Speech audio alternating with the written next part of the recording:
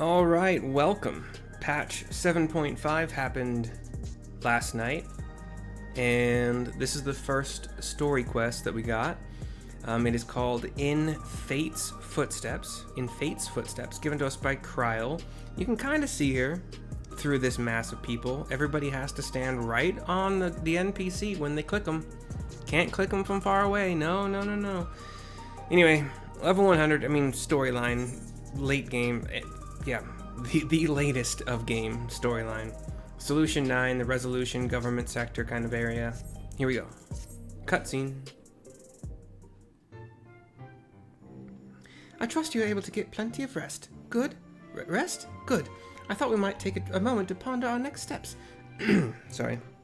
It's been a while since I've done any of these voices, so please bear with me if they don't sound anything like what I've done before, which is already not good, so. And perhaps reflect on our recent journey.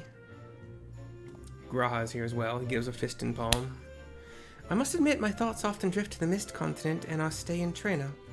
It was heartening to see the Malala prosper despite the odds, and my own flesh and blood strive in that levin-racked landscape. Strive? My own flesh and blood strive? Or thrive? It said strive, I'm pretty sure. It was heartening to see them strive? Striving is hard. Whatever, okay. Sphene was eager to restore diplomatic relations, and I have no doubt that Alexandria will provide much-needed support for the neighbor, says Graha. Kryl nods. I, too, shall do everything I can to aid my home away from home, my wonderful, welcoming family included. For the time being, though, I'd say we've accomplished all within our power. I gave her a little smile. I suppose that just leaves the matter of preservation's research. It is yet unclear how Calyx learned the techniques he used to summon his dark primal, and there is likewise much that remains unknown about the key. Let us hope that Shale's efforts bear more fruit. Speaking of which, we get a call. We all put our hands to our ears in synchronization. Yeshula says, "Can you hear me?" That's horrible. I'll do better. Shale and I have been reviewing the decrypted files and sorry. I'm trying to go I'm not trying to go fast, I just...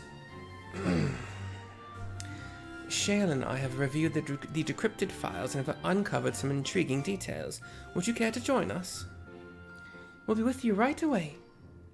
Excellent. Shale seems rather eager to speak with you all. Come and find us in the Tataru lab when you're ready. Sometimes I'm reminded of how bad at voices I am, and it makes me sad. Uncanny timing indeed. Let us make for the containment complex.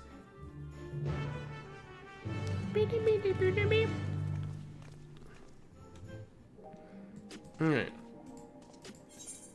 Oh, just run. We just run. North and west.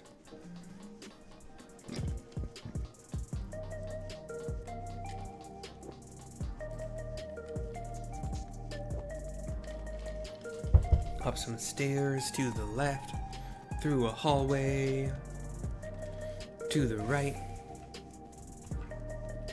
The lift attendant. Heading for the containment complex, right this way. 10-29. We got the kind of like break room looking thing, a bunch of rectangular tables set up with chairs. Storage crates and some plants growing over in one corner, some cabinets or shelves in another corner, more storage crates. We've been in here. I think this was part of a dungeon. Pretty sure it was part of a dungeon. Yeah. Or maybe not a dungeon, but it was an event that we had. Yeah, it was an event. We cleared out these rooms. We searched for data. Yeah. This is a big control room. It has a large rectangular TV on one wall. Some consoles against a wall. Some storage. Could be like... recently I started re-watching the Three-Body Problem, and one of these containers kind of looks like what they were using nanofibers. It looks like a 3D printer. Actually, sorry, it is a 3D printer. This one's printing a chalice. These two are also printing chalices. Cabinets closets along the wall, along another wall. And in the middle is, I think this is the key, right? Oh, we were just talking about that, weren't we? Shale and Y'shtola are looking at our main key in this central containing unit, which looks like there's a cylindrical, maybe force field, and there's this one like thin but really big floating like ever turning, like rotating ring, and inside that is a smaller floating but still thin rotating ring, almost perpendicular to the bigger one, but not quite. We talk to Shale to continue. We get another cutscene. This one looks like it should be voice acted. Ah, you're just in time for a progress report, says Shale. The decryption is finally complete. As we suspected, the data represents a partial record of Preservation's research documents. A quick scan of the files, however, failed to turn up the information Y'shtola was after. Indeed. No mention of the Ascians, or primal summoning techniques for that matter. While Calyx doubtless received instruction from someone possessed of such knowledge, there was naught to identify this benevolent mentor. I am, however, pleased to say that we found several reports concerning the key. A little bit of surprise on my face. Krile turns to Graha happily. We know the key is used to open paths between worlds, and was a treasured relic of the Milala. And just as the Milala were unable to return after reaching the Mist Continent, so too was Preservation unable to gain a mastery of the prize which had passed into their possession. The data suggests that a particular formula or procedure is required. Our view is pushed over to that large flat screen, rectangular screen on the wall with like this rotating kind of 3D print kind of thing, almost like a blueprint rotating of the key, and then some other windows of data. A process which Calyx appears to have understood to some degree.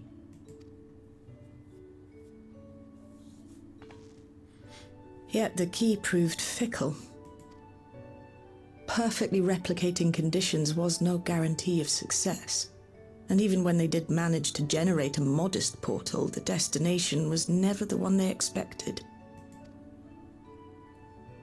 The reports practically screamed their frustration, describing the experience as being dragged around by a traveler picking roads without rhyme or reason. Serves them right, I say.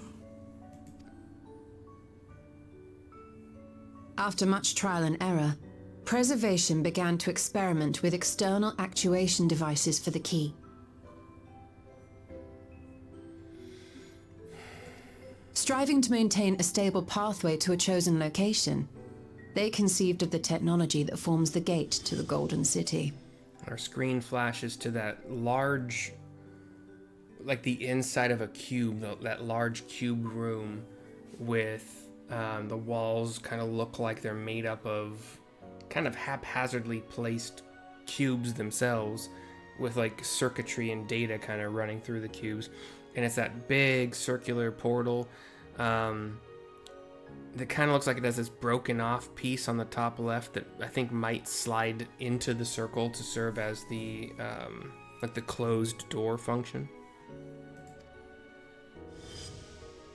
So their tribulations ultimately afforded them control of the key, albeit in a limited capacity, which, of course, explains why they were able to instruct Zuralja in its use, thus enabling the unprecedented feat of transferring Everkeep and its environs to the source. After the Endless Fiend took the key unto herself, she opened pathways to other reflections in her hunt for ether, did she not?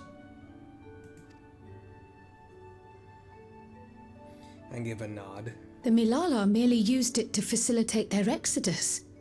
To think what the key has now wrought in different hands.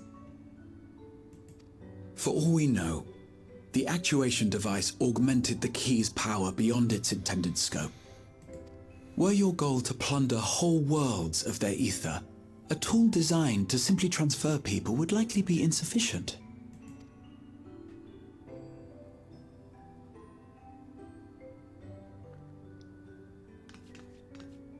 Shale, I don't suppose you would be able to remove the actuation device? The machine made for that very purpose is still functional, thankfully. It shouldn't be a problem. What do you think? We don't even know how the key works. If the device is somehow interfering or amplifying its capabilities, I believe we ought to remove it. I'm gonna have option. Oh no, okay, cool, that's fine. I nod and reach for something in my containers. Oh, I have the key. Okay. Then what the fuck's floating in the... Okay, I don't remember things. Give me a moment. Maybe the thing floating in the containment hologram looking thing in the middle is a duplicate? No, I don't know. But now... Oh. The key that I had is now placed in that cylinder. It starts to rotate, the top of it rotates and then comes off. So there was a piece that was added. It looks like a black kind of metal disc with some lights around the edges, and the piece that was pulled out starts to grow a little, it looks like elongating a little bit. Yishtol is looking at it in a weird way. Seeing something we don't, maybe? My word. My word, she says. Her eyes get wide, very focused on the key. Our screen kind of flashes, and then we have this yellow, emanating, golden light. Ishtola? Her mouth is agape. She's transfixed. This is the first time I've beheld the key in all its unobscured glory. The sheer density is extraordinary. 'Tis akin to the structures we saw beneath the Tempest. I think with the way her eyes were affected quite a while ago when she died and then was brought back. Spoiler alert. If you're watching this far, well, I can't obviously make any assumption that you've watched my other videos, obviously, because there's way too many. I barely have time to make them all. Haha, no, that's stupid.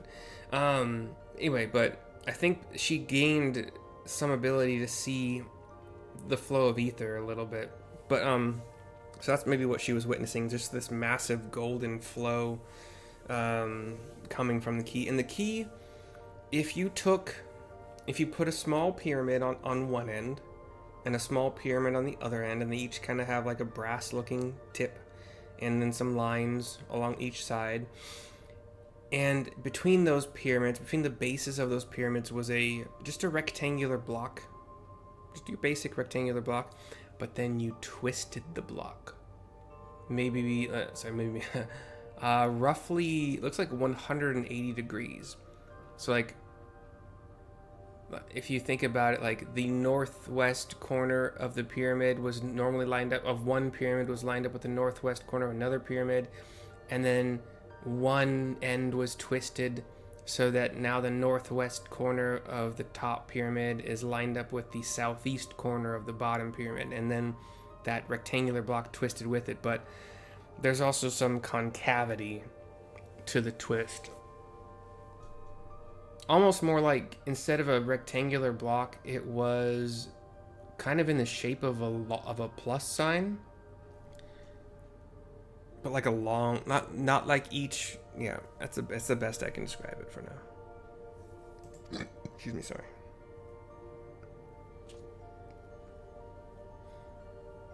Now that you mention it, the ornamentation is reminiscent of Amarot. Yeah, sure. Have you noticed anything since the key has been in your possession? It's like mostly white colored, and any lines on the key, of which there are numerous, are gold. I think about Krau's question. We get a flashback of some moment of an energy burst from the key. My options are: it gleams like the dawn's first light, or it reminds me of Azim's crystal. I don't remember what that is, so it gleams like the dawn's first light.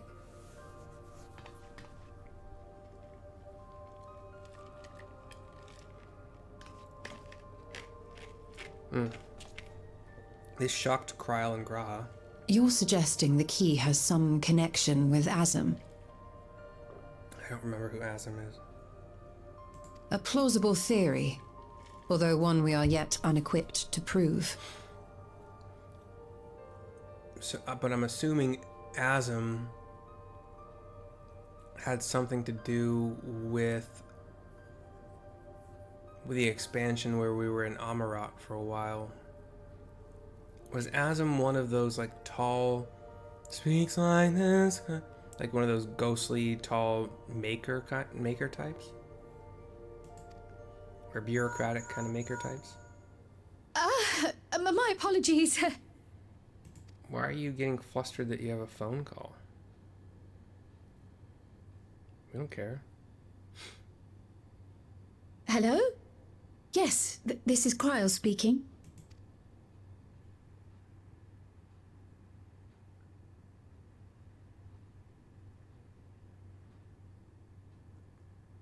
Nothing's really happening yet. She looks to Ra. That was Ojika with a message for us. An urgent matter? Doesn't Ojika work in Sharlayan? Or I think it's called Sharlayan, right? They are Sharlayan, but they're also from old Sharlayan. I'm not altogether sure. But I think he was the one that, or he or she, I remember, I think it was he, was who you talked to kind of get in the meeting room with the Scions in old Shar, I think. Tataru requires our counsel, and hoped to call upon us in person at the Baldessian Annex. I was right, I think. I'm pretty sure. Some names stick with me, I don't Though know. disappointed we were not present, she appeared content to wait until our travels brought us back to Sharlayan, insisting that it did not merit our immediate summons.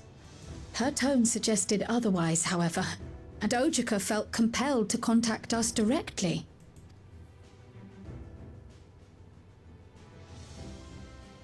Mayhap the time has come for another journey across the salt. I give a determined face nod. You'd best go. Though I'll not deny that I'll be sad to see you leave. Oh, Shale, I like you too. You're awesome.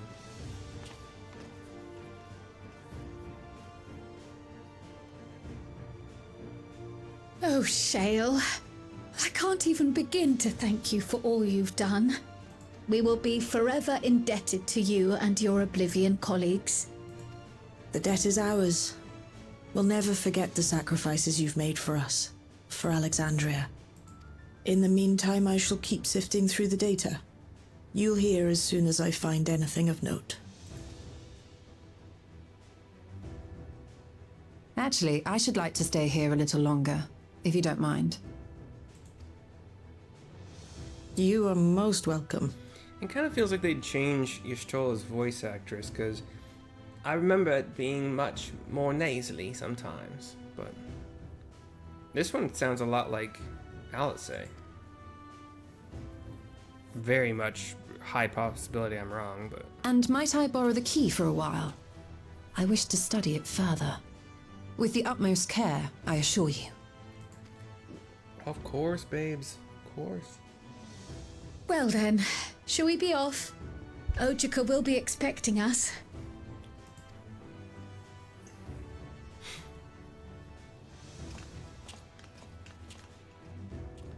The two of them start to go.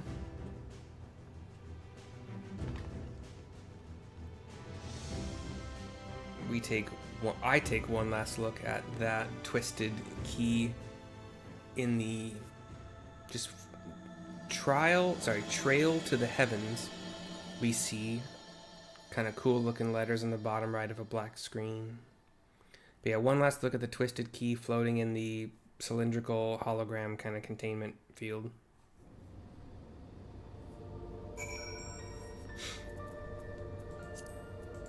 don't really like people talking. It's been one day and they're already talking about, oh, the trash in this one, they hit hard. Like, just let people experience it. Let's just... It's not really a spoiler, I suppose, to say this trash hits hard or this boss is hard or whatever, but I don't know. Actually, I kind of mostly take back my reaction.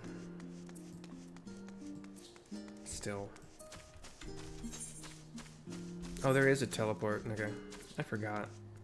It's been a while.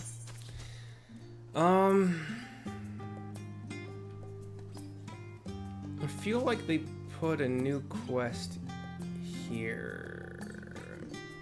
I don't know.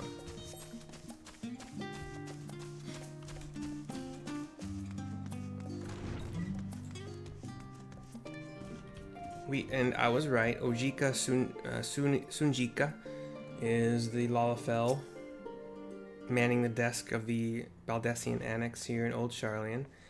Welcome back, and what a pleasure it is to see you too, Mercy. Thank you for contacting us, Ojika. We came as soon as we could.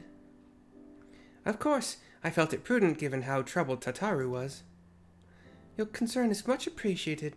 As it so happens, we'd reached a convenient juncture in our investigation. Shale and Ishtola have matters well in hand, leaving us free to make this trip. That's a relief to hear. Now let me fetch Tataru for you. Why don't you take a moment to relax in the main hall? I'm sure you're all still fatigued from your journey. I teleported. It doesn't cost me anything aside from sometimes a free ticket, which is like 1,400 otherwise, and no thank you. So, what do you have? A mission in Mordana. There are things in this game I have not unlocked yet. That I don't think this was recently added. I'm pretty sure this has most likely been there, but who knows? All we have to do is click on the main hall Yes. Click on the main hall entrance, and I think there's there's a destination inside. Once again, this room is somewhat large, rectangular, lots of storage crates, bookshelves with books. The walls are lined with kind of posters of like Kugane, sorry. Other things I don't quite recognize at first, like the giant freaking sword that pierced the world. I don't recall why. I think it was part of the I'm gonna stop talking before I sound even stupider than I already do.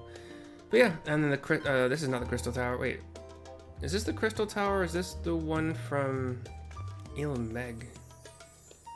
I don't remember. And then the big ass world map here, whatever. Destination. It's our meeting room, studying room, planning room.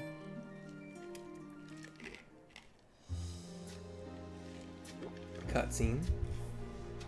Please be voice acted, as I have always said.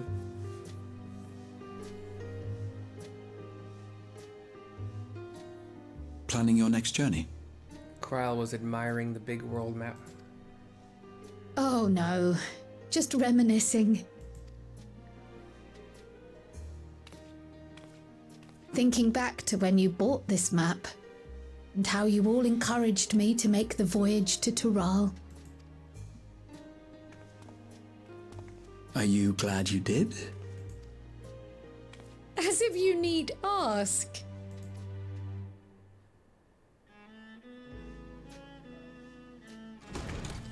In comes Welcome back. Tataru. Welcome back, welcome back, welcome back. My options are wonderful to see you again, Tataru, or it's been a while. Wonderful to see you again, Tataru. I'm so glad you're here. Ojika contacted us. He intimated that you were rather concerned. Come to think of it, Alphino said he and Alize would pay you a visit upon their return. Have you not seen them?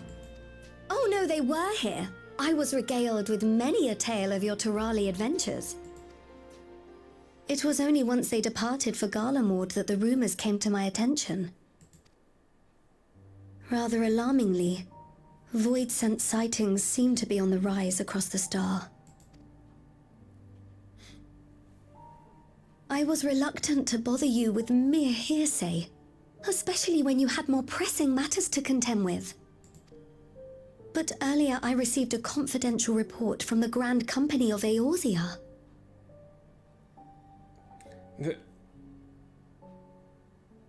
There's a grand... Okay, I'm feeling even more stupid. I know the grand companies of each city of Eorzea. I suppose they all formed one giant coalition grand company, including Ishgard. Wait, yeah, wasn't there a previous quest in the storyline not too long ago either where even more cities joined? I don't think Kugane was one of them, but I think it was like old Sharlayan maybe? It's as if a mighty dam has been breached, flooding the land with foul creatures. For a blessing, most nations have managed to keep the invaders in check, and casualties appear to be minimal thus far. Though the same cannot be said for those regions with a deeper connection to the void. By the way, the next expansion, if you were unfamiliar, seems to be coming out in January of 27, so we're a good 7 months away from that still. Their fissures continue to manifest without end, putting countless innocents in danger. A deeper connection to the void. So not only are Voidsent attacking, fissures in the ground are forming, and they're coming out of those as well. Garlemald is the home of the Reapers, is it not? It is. Alphino and Alizé were there when the trouble began, and have since sent word that the situation has taken a dreadful turn.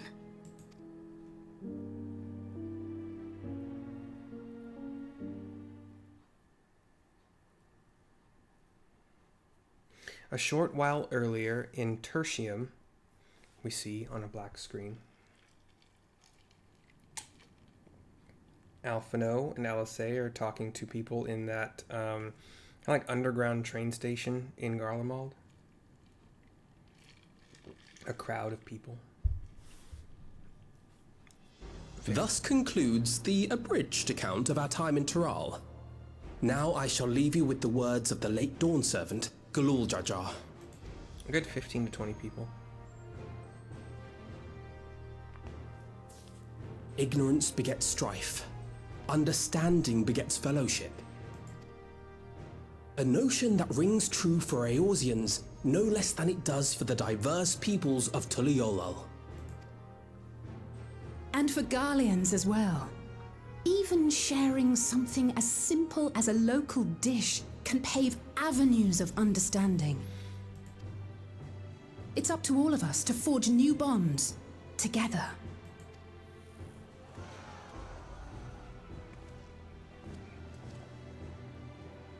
A lot of excitement from the crowd.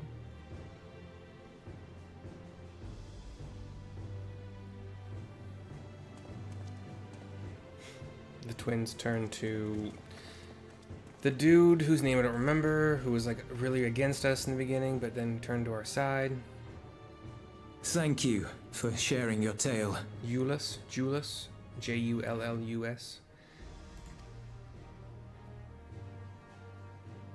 Better they hear it firsthand than endure my clumsy retelling. The twins and Jullus have walked a little bit away from the crowd to have their own conversation. Your words give me hope that we might achieve something similar here in Garlemald. We all have the capacity to affect change. Our time in Tural taught us that much. And now that we've returned, it's time we rolled up our sleeves and got back to work. I've already sent missives to the other nations, informing them of our Alexandrian friends. I also intend to notify the Garlean community officially. If both sides are amenable to the proposition, we shall gladly assist in establishing diplomatic relations with Alexandria and Tuliolal. Thank you, He looks a little bit shocked. but are you sure you've recovered from your journey? It sounded like you've hardly had time to catch your breath. The twins laugh a little bit.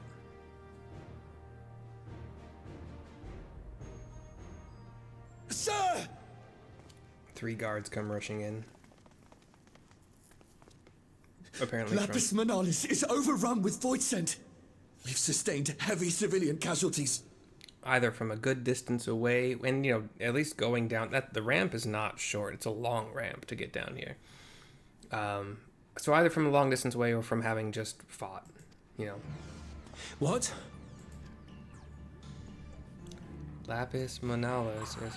Clotium Squadron reporting in. We're under attack. Cletium. Charlie L.Y. Tom E.U. Mary. Cletium Squadron. Voidsent appeared out of nowhere and ambushed us during a routine inspection. Damn it. Is that another fissure? No, no, no! Ah! My comrades are under attack. We have to do something. There's no time to lose! Come on! Someone's gotta do something. Someone's gotta do something. The Garlean community is ill-equipped to defend themselves against such a threat. Even with the aid of the twins and the Ilzabard contingent, they face daunting odds. We shall leave for Garlemald immediately. Thank you. I was able to contact Thancred and Urianger too. They're already on their way. With any luck, you'll be able to rendezvous with them on arrival.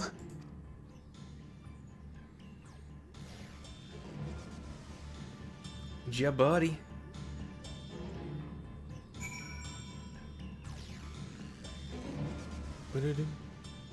And we speak with Tataru to finish this quest. I've been told Alphino and Alisei have withdrawn to Tertium to request aid on the front lines. They seemed intent on rejoining the battle once reinforcements were ready, but I shall tell them to wait until you arrive. It's gonna be a while because it's my only video I'm gonna make today. Is it? I'm still playing Final Fantasy 13. Nah, I'll make another one. It's not that long. That's what she said. Oh no. Anyway, In Fate's Footsteps is complete. 2697 gil. A choice of tenacity, food, determination crit, spell speed, direct hit rate, or 500 gil. I'll take determination crit. It's so sad that like all of the gearing guides in this game, they recommend pretty much never ever using materia for tenacity or food for tenacity. Whatever's on your gear is considered good enough, and you're just supposed to be rotating your tank cooldowns at appropriate times and, you know, whatever. As a healer, I often say if you're going to pull two groups, I need at least one tank cooldown. And that goes for pretty much every level. It is hard to keep up with the healing.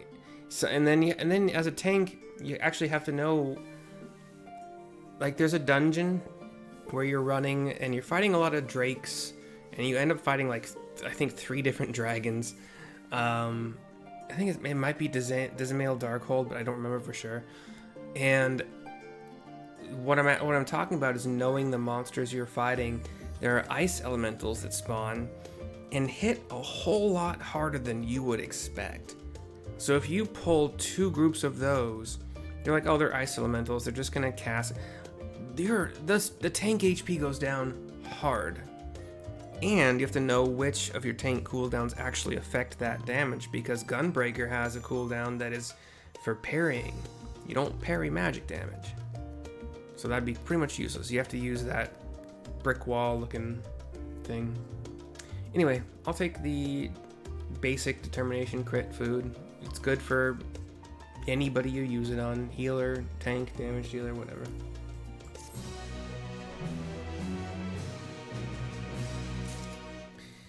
I will make another video because this one was quick.